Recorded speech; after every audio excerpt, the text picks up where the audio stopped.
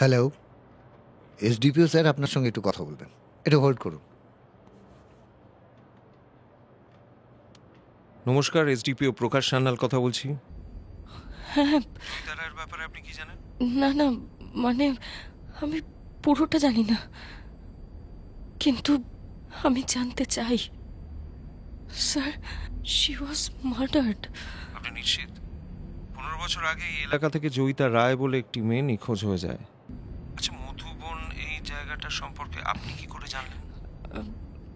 আপনার সাথে দেখা হলে আমি সবটা বলবো স্যার।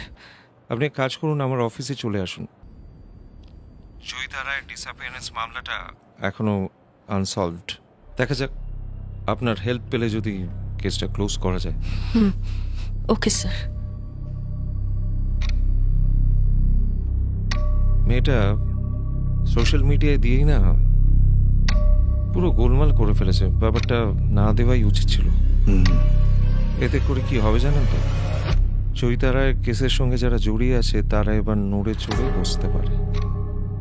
রাকা তাদের চিনতে পারবে না, কিন্তু তারা ঠিক রাকাকে চিনে নেবে।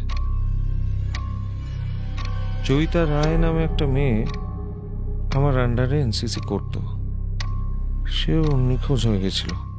এখন এই জয়িতাই সেই জয়িতা কিনা ঠিক বুঝতে পারছি না। গোপালবাবু, আপনি একটা কাজ করুন তো। স্যার, 2008-এর ওই মিসিং কেসের ফাইলটা একবার একটু ঘেঁটে দেখুন তো। জয়িতা রায়। স্যার